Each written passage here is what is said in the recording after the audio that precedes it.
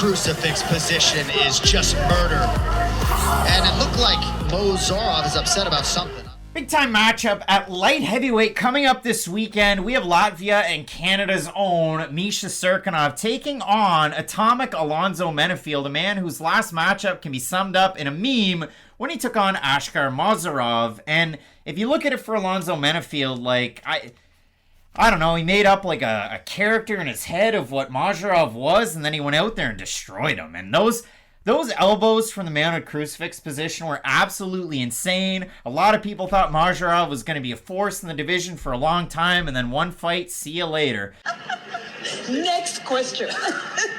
See ya. But if you do look at it for Alonzo Menifield, only 12-3. You'd think he's a young guy. He's 34. Right. It seems like he's been around for a long time. He kind of has. I mean, his first UFC fight was against a guy who never picked up a UFC win in Vinicius Morea. But if you look at it for Menifield, some interesting wins. Obviously, the Paul Craig win's a one that's really top of mind for a lot of people.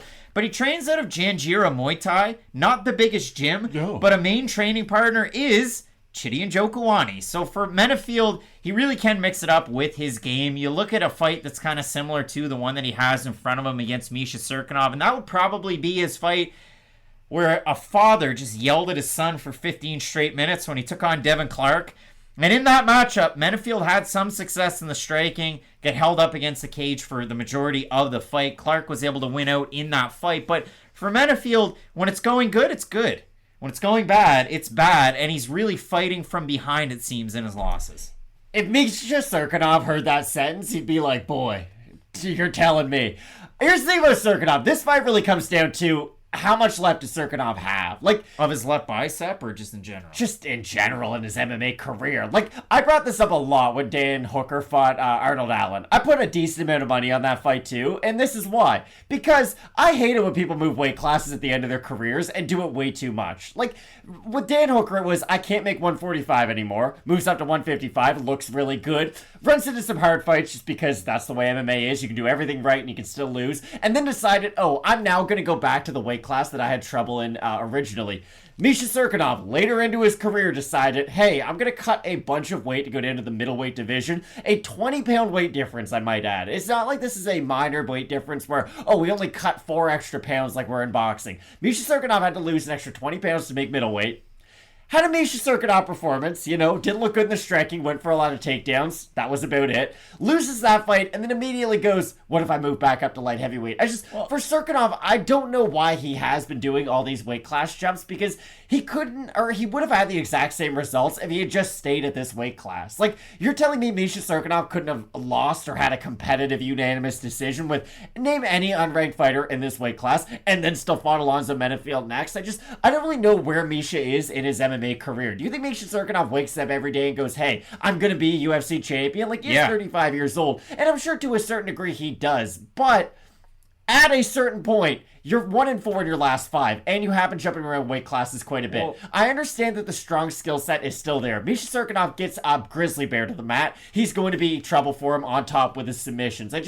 I don't love the regression of striking that we've seen in Misha Cirkunov. I don't love the gas tank we've seen of Cirkunov. And I really do think that at this stage of his career, he has to get the fight and do his very exact terms for him to be able to go in there and look like the Cirkunov of old. Well, for Cirkunov, you kind of glossed over, you melted 2 fights into one. Because if you look at it in his calendar year, the past year, he fought at middleweight, and he took on Christoph Jotko. He went 5 of 17 on takedown attempts, but he was pretty much like glue on Jotko's back. And in the striking, he lost. It was a really close fight. It could have gone either way. Jotko ends up getting the win. He takes on Wellington Turman. He looked pretty good in that fight. He was having success with the striking. He was getting his takedowns. I mean, technically, he did only go, 1 of 3 on that one, and he did get performance of the night bonused.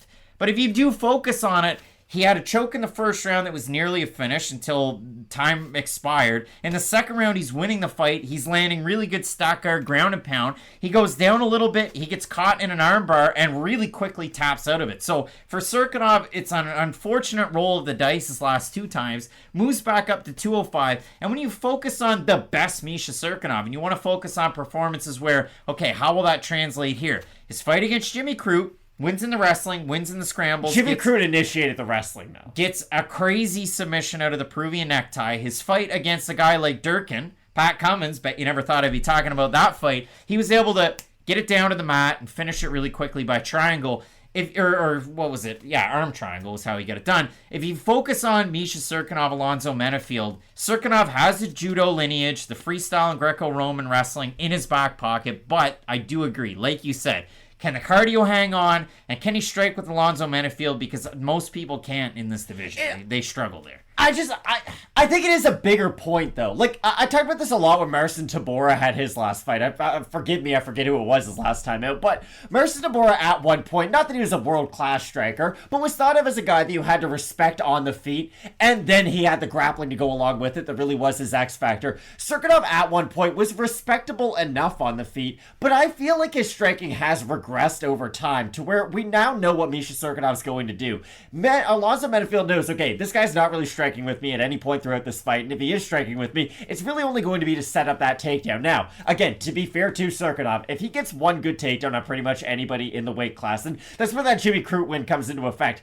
And that's where it's a great win, but it's not the best of wins. Like, if Misha Cirkunov was the one who went out there, power double-legged him, got onto his back, and then got him with a Peruvian necktie, that would be as good of a win as you could possibly get. Jimmy Crute was the one who initiated that grappling, though, and who helped Cirkunov get that to the mat. And that's why I do think Cirkunov's going to have a hard time getting Menifield down, which is his natural wrestling defense, or wrestling offense. And the thing about Menifield, too, is, everyone's going to know this, he does have pretty good strikes out of the clinch for defending the takedown, too. He's someone who is going to try to damage you over time in some of those positions. It's going to be one of those fights where Menifield's going to look great until he doesn't, or maybe Cirkunov can go out there and pull off a huge upset. So I'll mention the odds and why I'm not a huge fan of them. Menifield open -160 is a -220. Cirkunov open +140, +175. Alonzo Menifield in his last two losses, Devin Clark gets held against the cage, defending the takedowns. His fight against William Knight, defending takedowns, and he's held around. And that's how he loses those fights. Can Cirkunov do what William Knight did? Well, yeah, he can. 100% he can do that. Now, for Misha Cirkunov, there was a period of time, us Canadians get excited about some of these fighters. He went 4-0 to start his UFC career. He was finishing guys. It looked like it was going to be top of the mountain. Since he went 4-0, he's 2-6, so he's 6-6 overall in the UFC. It hasn't been the greatest run of late for the guy out of Extreme Couture. He spent that time at Extreme Couture Etobicoke and then went to Vegas, Drysdale, BJJ. He's kind of been all around the map lately training. But we have a look at the Topology votes, Matt. Surprised us there to you. And again, I don't have a good read on the odds, so I'm not going to have a great read on the Topology votes. I'm going to throw a dart in the dark. I'm going to say over under 70% Menifield. I think they'll be over. I think it'll be a huge fate, yeah. 1,414 total votes, 88% Menifield, 86% by knockout for the 12% that have Cirkunov, 45% by submission. I've seen Menifield held and struggle with a lot of the grappling and the wrestling against some other opponents. It's just, can Misha Cirkunov do that one more time? Will we see that glimmer of Cirkunov in this fight? That's the thing that I don't know. I think this is a really difficult fight for Misha Cirkunov, if I'm being completely honest with you. He had a physicality advantage over a lot of guys in his first little run, like you had mentioned, when people thought he was a legitimate contender. He's not going to have that on Alonzo Menifield, who is a massive 205er. Like, he's a really big light heavyweight. And also, I just think Menifield's the much more damaging striker in this matchup. If Cirkunov's not able to get that takedown, and especially early, I think he's going to be eating a lot of damage shots throughout this fight. Like, here's the thing. He was the golden goose, if you will, for Canadian MMA for the light heavyweight division. I know that's a very specific category to be in, but again, he was a very hyped up fighter. You don't go from being one of the most hyped up 205ers to looking good against Wellington Turman and having two guys talk about it on the internet, and you still lose that fight. Like, Wellington's not a great fighter. Like, think of other 205ers in Canadian history. Like, everybody was excited when Ryan Jimmo finished Anthony Parash out in Alberta, but we haven't had a lot of big 205 contenders. It's not a thing. And I don't think Misha Cirkunov's coming back up from 185 pounds to beat Alonzo Menifield. I think Alonzo Menifield has that striking advantage. He's not going to be able to just shoot across the cage like he did in his last fight and easily take down, I think his name's Askar Mazharov. I think no his one record's knows anymore. 17-13. I don't know. Nevada State Athletic Commission wasn't very happy with him. But for both of us, going with Atomic, Alonzo Menifield, will it be the return of the Moxie? I've been drinking soda this morning getting ready for the show for Misha Cirkunov, or will it be Atomic Menifield getting the win? You let us know down below in the comment section. Some big fights left on this card, including Cub Swanson, Jonathan Martinez. I can't wait for it. Keep it locked in with Fight Night Picks, we always say. Let's get into it.